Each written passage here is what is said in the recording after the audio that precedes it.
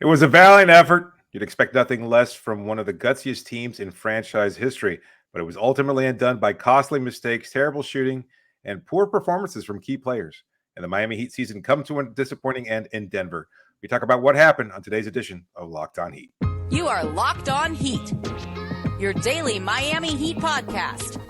Part of the Locked On Podcast Network, your team every day.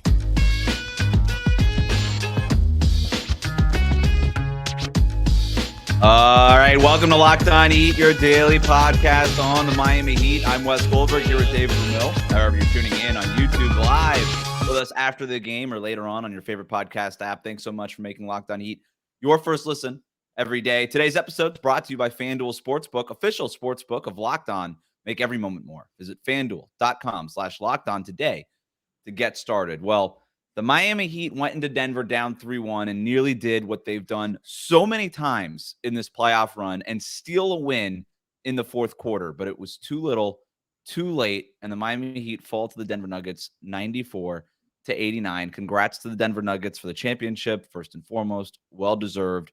Absolutely a deserving champion. We're going to talk about what we can learn from the Heat's playoff run and what comes next for the organization here in a minute. But let's start with Jimmy Butler, David, because that's, to me, the story for the Miami Heat. Just not a good game for him in what you would expect to be a stage that he would deliver, a classic Jimmy Butler performance. 5 of 18 overall for 21 points, 3 rebounds, 5 assists. There was a moment there in the fourth quarter where it felt like he was going to be the hero, right? He was 2 of 10 in the first 3 quarters. For 8 points. And then it looked like it was just not going to happen for him. And then all of a sudden in the fourth quarter, makes his first field goal of the second half with 5.5 minutes left on a corner 3-pointer after a Caleb Martin kick out. Comes back, makes another 3-pointer against Nikola Jokic, dropping in coverage. And then he goes on to score 13 straight points for Miami. And all of a sudden you're like, wow, is this really going to happen? And then 2 bad possessions by Jimmy Butler. Kind of gets Jamal Murray on a switch with 45 seconds left, down 1, gets Jamal Murray on the switch, which is the matchup that he wants, drives the lane. Nikola Jokic enters the picture for him. He picks up his dribble, passes backwards, a bad pass right into KCP's hands, intercepted. Nuggets score on the other end. Heat end up being down 4 at one point, and then Jimmy Butler getting the ball back with seconds left, and just a bad shot. There's no other way to put it, David, against Aaron Gordon with 15 seconds left. The Heat did not need, they were down 3 at that point, not 4. Down 3, but did not need a 3-pointer there. They could have just gotten the 2-pointer and then kind of play the layup, the foul game, maybe extend the game a little bit. But it was just a bad turnaround contested shot that he really shouldn't have taken. And like I said before, too little, too late for the Miami Heat. Were you surprised by what we saw from Jimmy Butler tonight? Absolutely.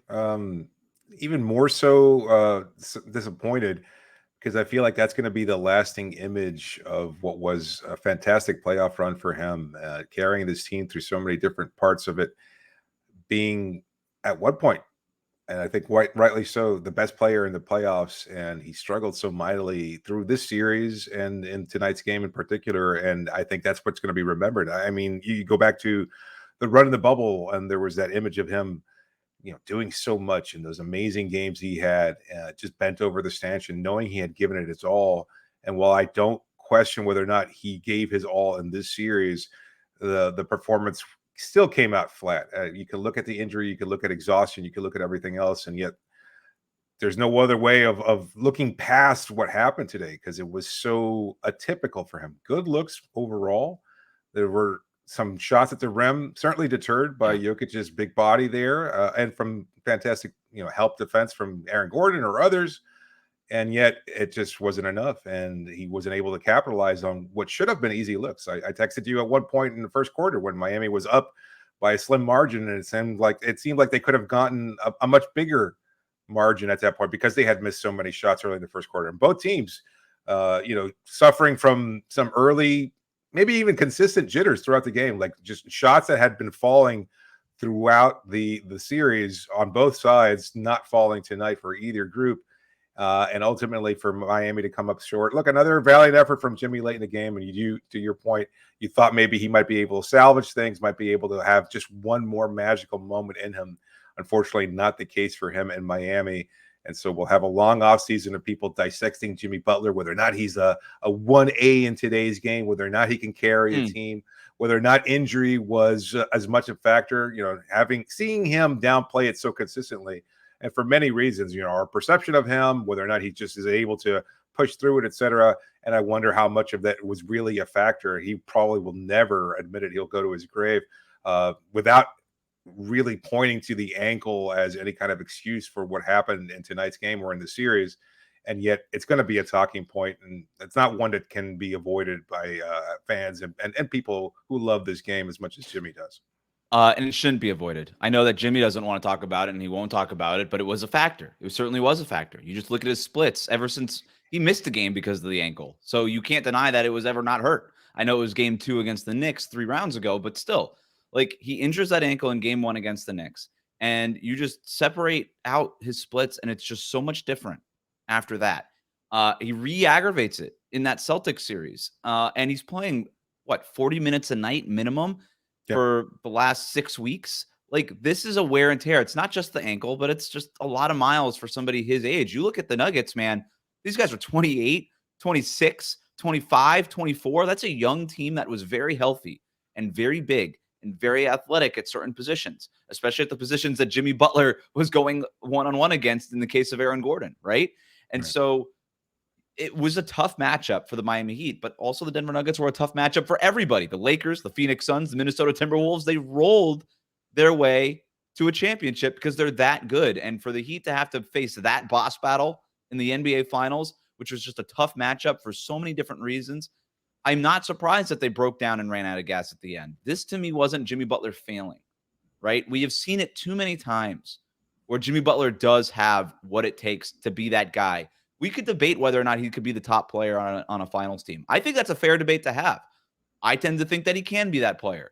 But if you tell me that you don't think he's that player because he hasn't won a championship, it's also hard to argue that point, right? So that's a fun sports bar debate that we can have. But I think certainly the ankle, the injuries, the wear and tear, what is being asked of him is a factor in this. And I do think that it's not the first time we saw this team limp its way into game 7. The reason he took that shot against the backpedaling Al Horford in game 7 of the conference finals last year was because he didn't want to go to overtime, because he didn't think he and his teammates had enough to beat the Celtics in overtime. You go back to the 2020 bubble finals, and that team broke down because Goran Dragic, Bam Adebayo get hurt in the NBA finals, and Jimmy Butler doesn't have enough help anymore, and he's bent over the stanchion in game 5, right? So this team repeatedly gets to the precipice of the finals and then doesn't have enough to win the championship. And I think that it's sort of a feature and a bug, right? This team, I think we have learned, is this good. It is good enough to compete for a championship, but it just might be a hair short of having sort of the firepower and the wherewithal and the freshness or whatever it is, just like that extra thing to kind of get them over the hump in the end after a 6 or 7 week playoff run. Yeah, certainly if there's an injury factor to consider. Look, it was a team that has scraped by for most of the regular season, asking role players that might not be on NBA rosters outside of Miami, and they had some big moments here and there throughout the playoffs. Unfortunately, in the finals, most of those same role players came up short. Max Strus certainly did today. Caleb Martin struggled at times. Gabe Vincent certainly struggled. You could look at that and just say Miami, their roster construction has been a concern for any Heat fan. Looking at what happened in the offseason, the lack of transaction moves, the lack of transactions at the trade deadline, they were hoping that something magical would happen, and it did. And they got a lot of great performances earlier in the earlier rounds of this playoffs. And when it mattered most, when you're going up against a very good team, and when you need those performances to stay consistent, maybe they were just taxed out. Maybe they were just at a point where they couldn't summon whatever it was had helped them against the Celtics, against the Knicks, against the Bucks to get to that next level. But you know what? I also want to just add that, a lot of people are going to chime in here, and I'm sure I say this for a lot of Heat fans. It was a fantastic season. you'll hear a lot of complaints from Celtics fans or Knicks fans or Sixers fans, anybody in the Eastern Conference, that maybe they might have done a better job against the Denver Nuggets. I don't think they could have. Maybe we'll never know, and it doesn't matter.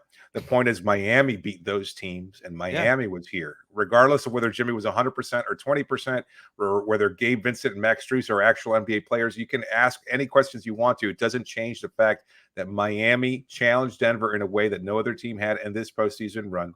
They did a fantastic job. It was magical. It was something that any Heat fan could be proud of. For all the questions about the regular season, the lack of effort at times, the fact that they were outstandingly mediocre for most of it, if not all of it, what they did during the postseason was as good a run as any as I've ever seen. They were an 8th seed that tried at every opportunity, maximized every chance, beat opponents, killed them in many ways, both psychologically, emotionally, and physically, and did everything they possibly could to put them in this position. It just unfortunately wasn't enough. I'm with you. I feel like actually not much disappointment in this finals loss. This was like everything. I mean, look, first of all, the Heat beat the Knicks and the Celtics in a playoff run. I mean, sure. That's amazing if you're a Heat fan, okay? And this team was the 8th seed. They had really no business getting this far. They're the first 8th seed ever in a full season to make it to the NBA Finals. That's an historic accomplishment, and it's one that should be commended. And Nikola Jokic, even after the game, and every time he's been asked, has nothing but respect for the Miami Heat. Nikola Jokic winning Finals MVP, and deservedly so. And the Nuggets deserve this championship. So this is everything about this run, at least from I can only talk about me personally, has been icing on the cake, right? Yeah. You and I did not expect to be covering games this long. Like, I remember before the play-in game, walking around just like starting to plan off-season content because I didn't think the Heat could beat the Bulls in the play-in because it didn't look like they could because they just lost to the Hawks. And by the way, they were a quarter from not beating the Bulls. They had a fourth quarter comeback from kind of backing into the playoffs. And then this run just happens that nobody could have expected. So it was a fantastic ride. It was great. Just a couple more points on Jimmy Butler here, though. Missed 8 shots at the basket, according to my charting. Basket restricted, like short paint area. These are shots that he makes so much. I think he was a little bit bothered by Jokic. I think he was a lot bothered by his lack of athleticism. I think because of the ankle injury. I think all of these things come into play, right? And so you're going to hear a lot of talk over the next couple of days. That's like you were alluding to earlier. Jimmy's not that guy. Can't be that guy. You need a different guy. All this stuff. Or the Nuggets are great. On all these, you're going to hear just a lot of sort of binary type of conversations. Yeah. The truth is it's somewhere in the middle, right? The truth is it's all of these things combined. The Nuggets deserve it. The Heat were limping. The Heat have been limping at this point every year for 3 out of the last 4 seasons. And I think that's something that they need to think about as a front office and address. We're going to talk about all this stuff as the show goes on. We're just getting started here. We're going to talk about takeaways from the season, what we learned from this playoff run, and then later on get into some stuff about what's next for the Miami Heat and the offseason that starts basically right now because the draft is in 10 days. So we're going to talk about all that stuff coming up. But first, David, tell listeners about our sponsor. Today's episode is brought to you by eBay Motors. For a championship team, it's all about making sure every player is a perfect fit. It's the same when it comes to your vehicle. Every part needs to fit just right. So the next time you need parts and accessories, head to eBay Motors. With eBay's guaranteed fit, you can be sure every part you need fits right the first time around. Just add your ride to My Garage and look for the green check to know the part will fit or you get your money back. Because just like in sports, confidence is the name of the game. When you shop on eBay Motors, and with over 122 million parts to choose from, you'll be back in the game in no time. After all, it's easy to bring home a win when the right parts are guaranteed. So get the right parts, the right fit, and the right prices on ebaymotors.com. Let's ride. eBay's guaranteed fit is only available to U.S. customers. Eligible items only, and exclusions do apply. Thanks for making Locked On Heat your first listen every day. Every dayers, we're going to be back every day throughout this offseason, covering all the news, rumors, whatever we think is happening, the NBA draft, free agency. We're still recording and giving you shows every day throughout the offseason, so make sure that you are subscribed and you are locked in to Locked On Heat. What can we take away from this season, this playoff run in general? Because they get this far with Jimmy Butler and Bam Adebayo and just a cast of undrafted role players. And there's so much talk about Heat culture. And we're not far removed, David, from Miami's run through the Eastern Conference bracket and to the NBA Finals, like kind of prompting people to ask questions in front offices to reflect on what are we doing? What are we doing wrong? Right? Not just the Celtics and the Sixers and the Milwaukee Bucks, but the entire league was looking at the Miami Heat and saying, how can we kind of do something like what they're doing? Do we need to reconsider how we're constructing our rosters, right? So I know that the Heat lost in the NBA Finals, but I think it's worth revisiting that question. Is that something? What can we learn from the Miami Heat? What can the Miami Heat learn from themselves after this run? It's a tough question to answer, especially right on the heels of the loss in the finals. But I think it has changed the perception. I'm glad you brought it up because I was talking to some people who are not necessarily insiders, but they do have, they're privy to the idea of some front offices and how they approach the draft. And I asked, does this Heat run change the perception of how they approach the draft? And I think it does. I think it kind of puts the onus on building a team rather than through the hard to define, impossible to define really talent, and just say sometimes you get the right players at the right times who do, as Eric Spoelstra has said, live for these moments, who want these opportunities and who are willing to lay it on the line. You have to have a balance of both. You're still going to go for talented players. This is the NBA. This is the way the world works in general, especially when it comes to athletics.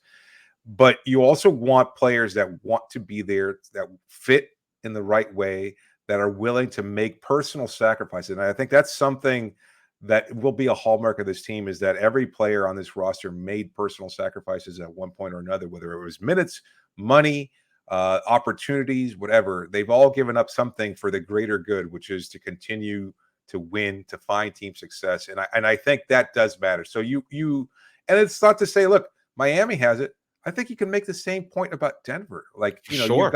you've got a superstar there. And with the exception of that, you've got Michael Porter Jr. He's getting paid a whole hell of a lot of money, and he struggled throughout the postseason, especially in the finals.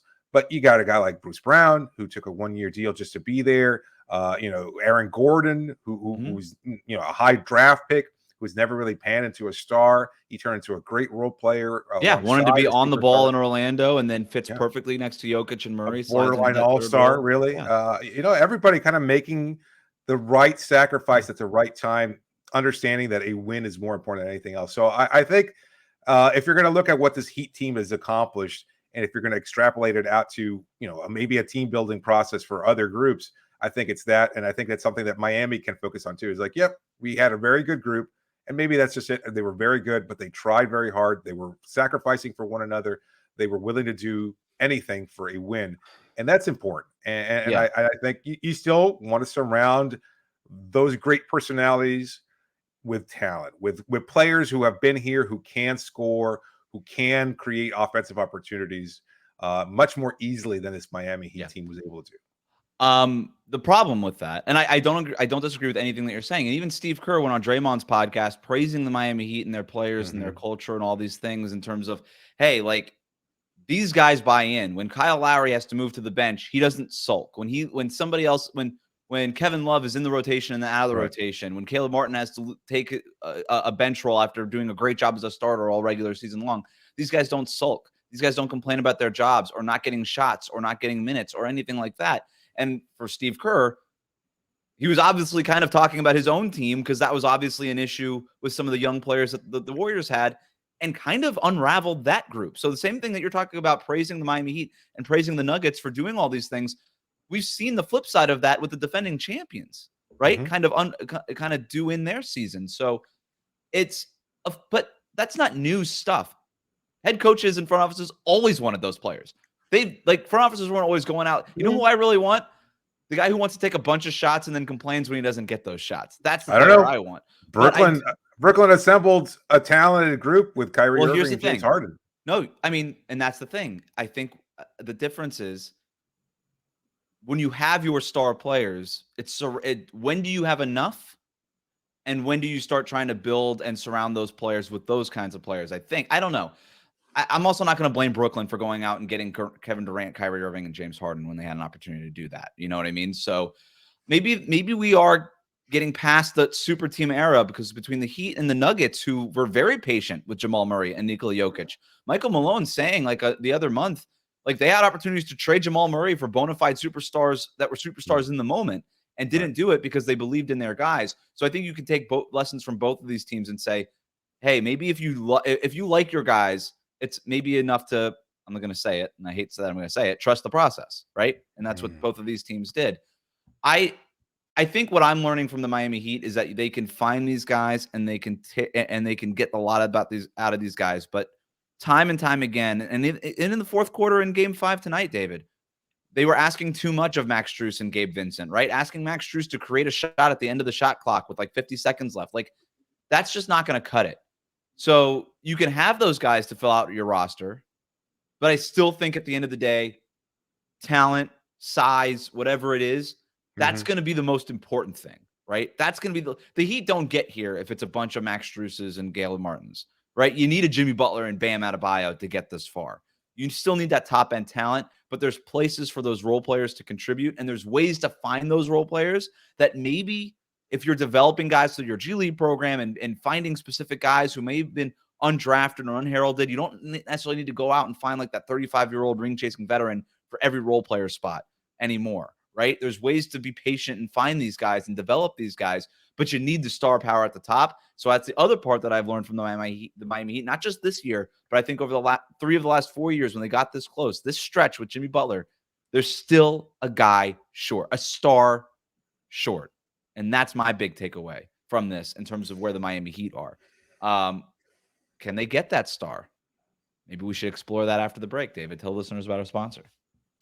Today's episode is brought to you by FanDuel. Right now, new customers can get a no-sweat first bet of up to $2,500. That's $2,500 back in bonus bets if your first bet doesn't win. They've got great promotions every day.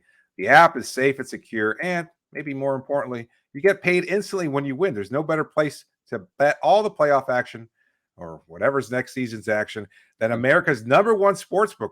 Visit FanDuel.com/lockedon and get a no-sweat first bet of up to $2,500. That's FanDuel.com/lockedon. FanDuel, the official sports betting partner of the NBA. Thanks again for making Locked On Heat your first listen every day. Everydayers, remember to subscribe because we're going to be back every single day throughout the offseason breaking down what I'm sure is going to be a drama-filled, news-filled, rumor-filled, noise-filled offseason for the Miami Heat. So make sure you're tuning in to this show. Can I just make a quick PSA here for anybody tuning into the show? If you're jumping on and you're going to criticize this team at this point in time, or not criticizing is fine. If you're going to come in here and attack players or the Heat season because you're a fan of the Celtics, Knicks, etc., just know, I'm putting it out there. You're going to get banned. I'm sorry. I'm not tolerating that crap right today. I know I'm trying to be fair and accepting of any criticism, and that's fine. At the same time, I won't stomach it. Not right now. We don't want to hear all that crap. There's trolls from every fan base. Go spend your time doing whatever else, something else. Go find a life somewhere. Well, I mean, what is the level of disappointment for you right now? I kind of already told you my thing. It's huge. I think I'm genuinely disappointed. Again, I'm really encouraged by the postseason run. I think they had something fantastic, magical. What I saw, I can't help but continue to equate it to this just because my own, I think covering this team through the Orlando bubble and the struggles of the pandemic and the social injustices that were being brought to light and the constant turmoil in our lives and just being able to follow a team in this weird, strange environment was so unique. And at the same time, for me personally, really fulfilling because they exceeded incredible expectations. They came together at a time when there was so much doubt and darkness and just general adversity in our lives. And they had a fantastic showing. And I think this was an echo of that to a certain degree, because again, there was a lot of mediocrity throughout the regular season and counting this team out and not knowing what they were capable of. And then somehow they wind up finding their place at just the right time, exceeding expectations, being a fantastic team above all else, led by some incredible performances. So you want to see it culminate in something tangible. No one will remember that they made it to the Eastern Conference Finals, unfortunately. They won't be able to etch their name into the history book the same way the Denver Nuggets deservingly are able to do. And so that's a level of disappointment for me personally, is that they won't be remembered for the gutsy performances. I We'll talk disagree. about this. I disagree. No, because okay. they were the 8th I- seed that made it to the NBA Finals, the only one in a full season to ever do it. If it happens again, that team, right? Yeah. Like every I don't know if I TV. agree. I mean, it's gonna happen. We heard all about the Knicks that did it in the lockout year. When the next team, because it'll happen again, when another number 8 seed gets close, not even making it, just gets to the conference finals, everybody's gonna start remembering that this Heat team, right? That was the last team to do it. I think they're like, they won't be remembered the way that these Denver Nuggets will be remembered. I don't know. Of course. I'm saying this was a run that I think will be remembered in a way that's different than the Celtics making it last year, or the Suns making it the year before that. I have to disagree there. And it's not like, again, I think it should be remembered. And I'll make that point clearly. I think it should be remembered. But what does it even mean to be remembered? Like, people are that's it. It's huge. It's huge on a personal level. Like, maybe it's I'm asking you what it not the significance of being remembered. Like, when you say they're not remembered, what do you mean by not? It's not like we're not going to talk about every day. Hey, remember when the Heat made the finals as an 8th seed? I get it. Let's break it down simply. Like, you talk about, I've watched a lot more basketball than you, just by virtue of being older than you are, and I've seen great teams that went up against the juggernaut of Michael Jordan and those 6 championships, and without the Houston Rockets being sandwiched in there, like, people forget Patrick Ewing, those New York Knicks teams, Reggie Miller, and those Indiana Pacers teams. But we don't. We talk about those Ewing Knicks teams and be like, wow, wasn't it crazy that they never got a championship? Malone and Stockton, we do the same thing. What's the knock on Charles Barkley that even his own friend and castmate and TNT brings up all too often? He doesn't have a ring. Charles Barkley, yeah, exactly. But we remember that he got there. That's the whole point. That's why we bring it up. I don't think anybody does. I don't think anybody I don't think anybody remembers Charles Barkley being in the 1993 NBA Finals. He was and winning awesome MVP that year. Okay. Well, it depends on who you ask, right? 1993. Yeah, I suppose. But what is that? 30 years ago. 30 years ago. But 30 years ago. Jesus. But it's people that watched it remember that Charles Barkley had a great finals. Like, I know. I think we kind of just throw that term out there, like, nobody's going to remember this. I remember that Chris Paul almost got one. Look, let's say in the context of, let's say it's a discussion point, because I don't know why this was being brought out right before NBA Finals Game 5, but Jimmy Butler asked if he's a Hall of Fame candidate, will he? What does he think of that? And he says, and I don't agree with him 100% at all. I think he was lying, quite frankly. He says, no, it doesn't matter to me. Those individual accolades, I'm not even going to go to the induction, whatever. Like, what's going to be held against Jimmy if he continues this career trajectory is that he didn't win a ring, that he made it to the finals twice and wasn't able to seal the deal. And that's just the talking points boil down to, what did you accomplish in terms of something quantifiable? MVP trophies, accolades of all-stars or all-NBA accolades, and of course a championship ring. And I think that's unfortunate, because it's so hard. It's so impossible to win a championship that you have to kind of look at it from like a team like the Golden State Warriors. What they were able to do is incredible, historic context, to be able to win as consistently as they did. And look, those Cleveland teams, and I know if it's a sore point for a lot of Heat fans, they were really, really good. They made it to the finals 4 times and came out with just 1 championship. We remember what does that matter? But we remember it. Exactly. We remember that 1 championship, the city of Cleveland. We remember that they were there 4 times. No, the opposite of remember. You don't. So no, you I don't. think so. Here's what. I disagree there. I disagree. What, people forgot who the Warriors were playing. It was 7 years ago, so no, it's not. But at the same time, I think the word you're looking for is not remembered, but appreciated. No, I think it's remembered. I think, again, we're 7 years removed. So I'm sorry. Do you think people are forgetting that the Warriors beat another team in the finals? That's what I don't understand when you say remembered. I don't think anybody cares. Like, so cares appreciated, but remembered. Like, remembered is a specific word. Like, we know these things happened, and therefore I guess you could look it up on Basketball Reference, but I mean, that's not going to can you rattle off right now what 6 teams the Chicago Bulls knocked off? No, you can't. I mean, maybe you personally can, but most people can't. I think a lot of people can. Okay, most people don't. Right, of course, most people don't know who won the finals. All they say is Michael undefeated, 6 tips to the finals, 6 rings. I think they skip over. I think I understand what you're saying, is that they sort of just skip over it and don't care enough to mention it.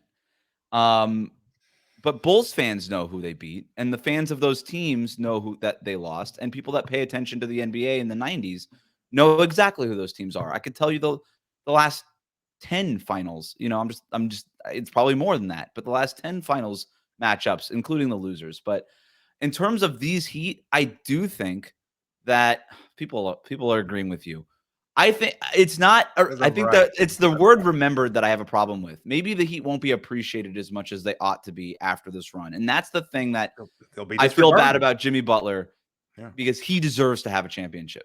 He is good enough of a player, just like Charles Barkley. To your point, was good enough to win a championship.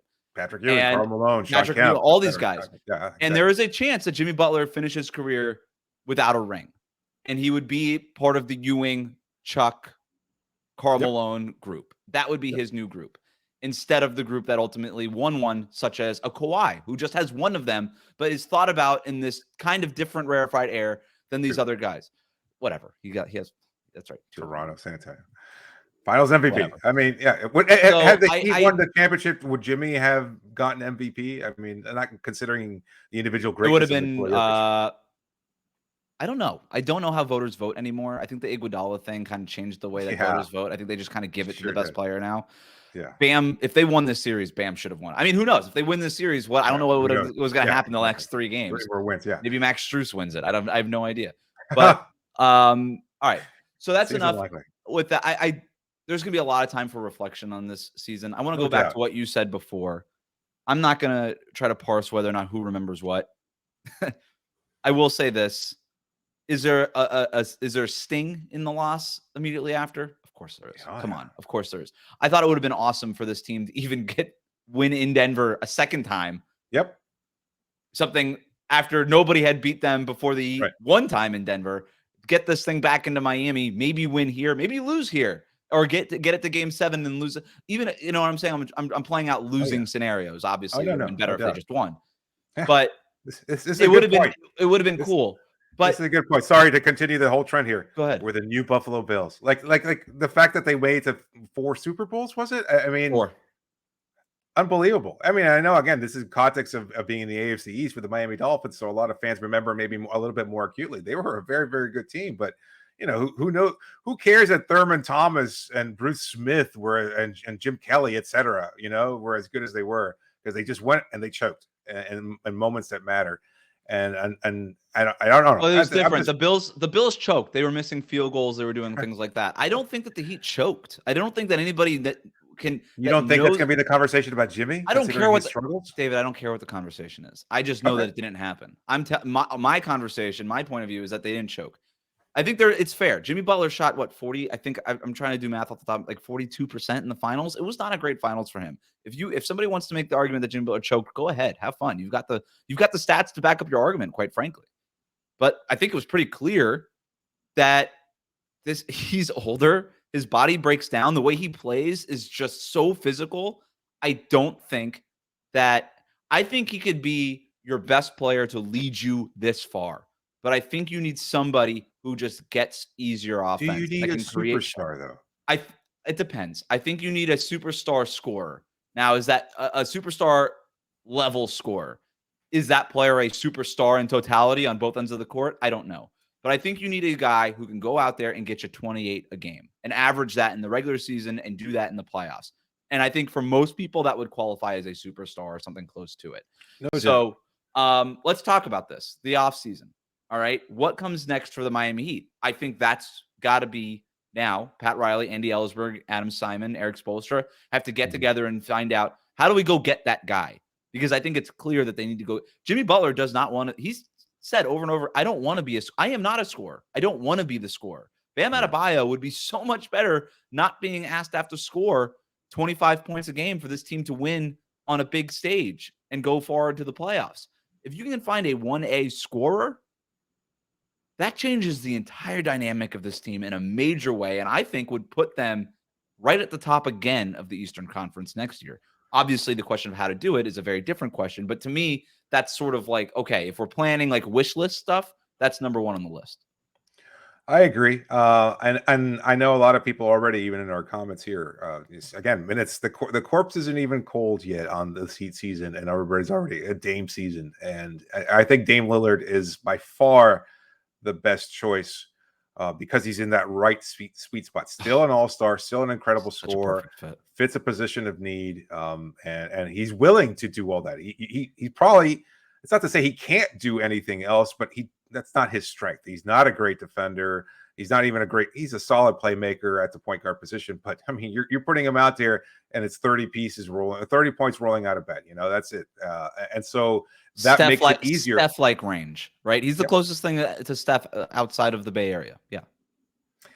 At the same time, I think you can consider a Bradley Beal being in that same mode too, right? He's a gifted scorer. And again, you're not asking him to do too much else because you've got such excellent supporting superstar level role players like Jimmy and Bam who do so much of the dirty work, so many of those little things. So it's worth considering Beal as maybe 1B, maybe not that far away to the first option being I think it's fair, right? Obviously, if you could have Damian Lillard, and this depends on price and availability and all these other factors, right? But you would choose Damian Lillard. I think Beal has the no trade clause, which is worth discussing. Beal can basically direct his way if the Wizards were to make him available. And my sense is that the Wizards have they are going to be willing to make him available. It feels like they need to do something to sort of reset there.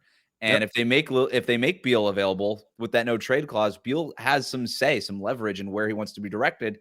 And he's been talking about, I want to finish my career with the Wizards. If that's not an option anymore, he's also been very complimentary of Miami, and it's kind of looked at that team. So I'm with you. I think those two guys have to be on the top of the list.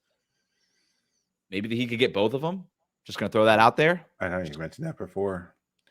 That's a difficult concept to wrap your mind around. I know there are some contracts that are movable and things of that sort, but maybe that's another question that kind of stems organically from this. Like, having recognized the importance of role players throughout this postseason run and knowing that they had big moments and also came up short in big moments, is it worth trading a lot of those same contracts? Kyle Lowry was fantastic in game Great 5. Great finals in game 5. Great finals, yeah. Right. But in game 5, like hitting threes, falling away, beating players. Hey, I don't give a damn. At the end of the third quarter and at the beginning of the fourth quarter kind of set the table for Miami to have a chance to steal that game. Good point. And it's hard to strike that balance because as good as he was, and he had few moments during the regular season when it's a lot longer of a time period and people get frustrated with, why isn't Kyle out there? Why does he suck so much? Well, he was hurt, etc. He missed a lot of time. But can you justify keeping him on the roster for $28 million next season? That's a little harder to do. That's the thing. Knowing that Duncan Robinson has perhaps increased his trade value because he did show out in the postseason as a key role player. Is he worth keeping?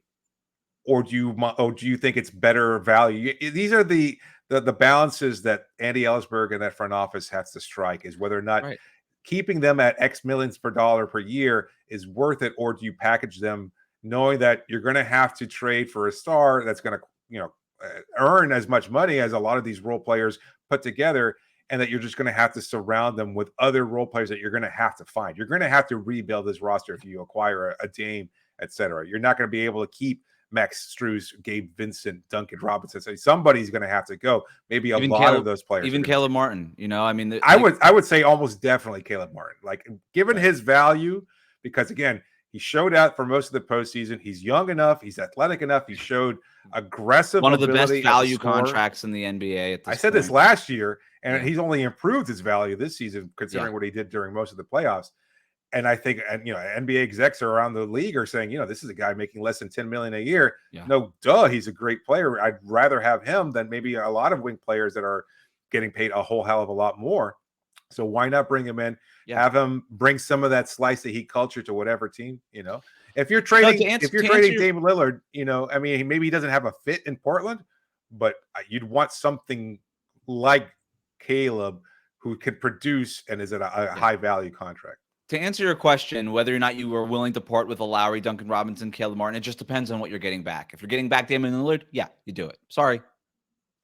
But that's sort of going back to the lessons right. learned of like, just because you have the role players doesn't mean you have to always keep the role players and continue to pay the role players. The real lesson that the Heat and other organizations should take from this is that you can continue to develop these role players and fill in the cracks around your stars.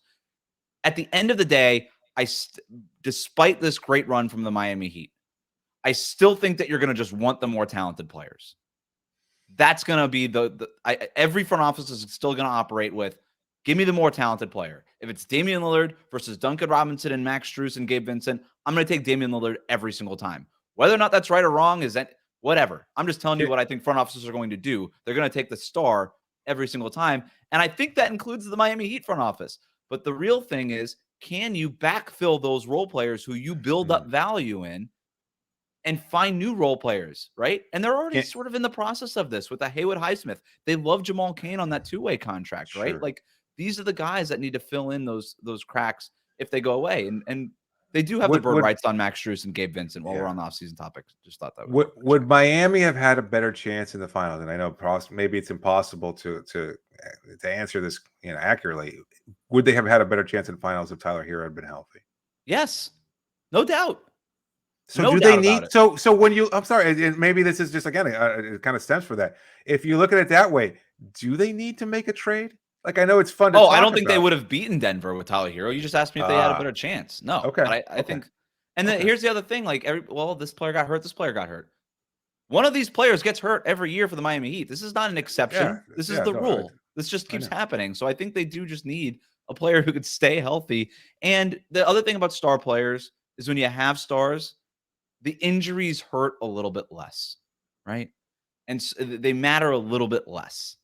And I think that's also part of it too. We have so much left to talk about, David, but we've basically run to the limit of the regular show length. So why don't we do this?